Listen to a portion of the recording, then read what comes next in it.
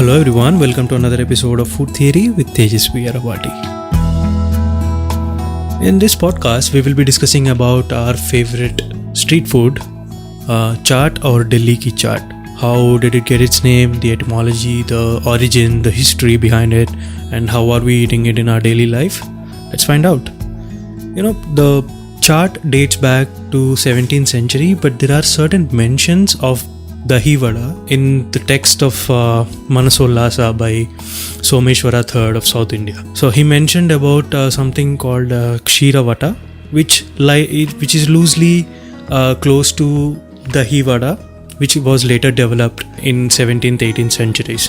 So let's get back to the 17th century part of it. 17th century, it was the time when Shah Jahan was ruling Delhi, and he came from Agra. He started developing Delhi. He started building the city, finding resources, building it economically and financially, trying to find the right management of the city and the socio-political issues. So he started developing Delhi. He started establishing his ruling in the city of Delhi. So when the city was formed, everything was smooth and fine. One day, his personal physician, he went to Shah Jahan and said, Jahapana, I'm very upset about building this city. And Shah Jahan was like, why, what happened?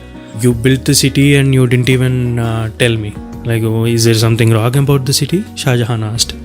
Then this physician said, the water from Yamuna, they're not potable, they're not healthy to drink, they're not good to use for your cooking or drinking. And Shah Jahan was confused and he was like, now the city is built, why are you telling me this now? What can we do about it? I cannot close the city and go back to Agra just because the river is bad. Tell me if we can do anything, repair the water, maybe repair the river, or can we take some measures to stay healthy. And then the physician thought and he said, Jahapana, you and your people should start eating spicy food. Shah Jahan asked, how does that help? If we eat spicy food, then we might have stomach problems. And then the physician said, if you eat spicy food, yes, there might be digestive problems. And this way, to overcome those digestive problems, you have to eat a lot of ghee. And this way, you can fight the alkalinity of Yamuna water and build your immune system and have a good cardiac health. It was a theory back then. So everyone started implementing this, and the non-vegetarians they had meat to eat. But the vegetarians were pretty upset and they wanted to find something of the same genre, but they didn't want to eat meat, of course. So what they did was they went to this physician and asked, you gave so many ideas for the non-vegetarians, but you never thought of vegetarians. What should we do? And then the physician said, if you cannot eat ghee or meat, try eating spicy food, but also add curd or dahi every day to your diet. The vegetarians got an idea. Every day we eat chickpeas or matar or lentils or peas. We will take that as a protein source. We will use potatoes as our starch, and we will club these two with spices and top it off with our favorite vegetables or favorite spices.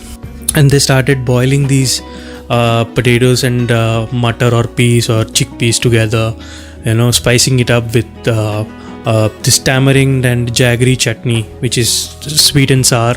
There is some spiciness from the chilies and instant kick of spice from the red chili powder. And then there is Himalayan black salt and amchur powder, which is dry mango powder. So all these, they started mixing it and eating it, and they loved it, and it spread so vast that every vendor started selling these chaat plates to every woman who come and sit, or every man who come and sit near the gates of Delhi. In the evenings, they used to come for a snack and sit and talk with their buddies and friends while eating this chaat, and it slowly started developing near these gates such as Ajmer Gate and Turkman Gate of Delhi, etc. So it started developing and it started taking its shape slowly, and now it is famous all around the world. Our neighboring countries like Bangladesh and Pakistan started developing their own versions of chaat. In the India itself, it went to Mumbai, and Mumbai, due to the Portuguese influence, they started making pav bhaji, with pav being the influence of Portuguese, and bhaji is of course the mashed vegetables with close enough chaat spices. And then when it went to Kolkata, they started making the colder version of golgappa or pani puri with mash, spicy mash stuffed in golgappa and with the spicy water. And then it came to Andhra Pradesh and Telangana, and due to our Bihari friends, we have our own version of chaat that we eat every day, and this way it started getting its shape. And in the modern world, let's get to the tip part of the chaat. For those who think that they whenever they make chaat, it's not the same color as like the vendor who makes it near your house, or it's not the same taste, or it's not the same consistency the way we get it outside near a vendor. Well, try finding the right spices the way they use. For example, they use the Kashmiri chili powder, they use the chaat masalas, and they're pretty generous in using them. They use a lot of butter. It's not that you make them every day, so when you're making them, you can put a little bit of spices or fat into it, like butter or oil. When you put your spices, make sure that you're putting them into the fat before, so that they get nicely roasted, and then put your mixture of chickpeas or lentils and pigeon peas or mutton or potatoes. Try to mash the chana before you put it into the oil mix, because not completely, of course. Just give it a half mash. This way it thickens up naturally with its own mash, and you don't have to put a lot of water into it, and you don't have to keep on boiling for it to get thickened up. Make sure you season it with salt, and maybe flavor it with little cinnamon stick or bay leaf, and this way you are imparting flavor into your chana rather than just keeping it a bland version of boiled mutton or chana or whatever you call it. For those people who want a healthy version of samosa chaat, it's just a suggestion that you bake your samosas. It might not be the crispy oil fried version, but it's still a healthier option, right? So people who have microwaves and or even ovens at your home, try to find the convection option. Preheat it at 200-220 degrees.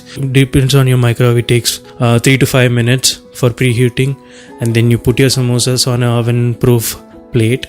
Apply a little bit of oil, just a little bit, or even olive oil would do the job, and then put it in, cook it for 15-20 minutes depending upon the color, and break open if to check if they are cooked through.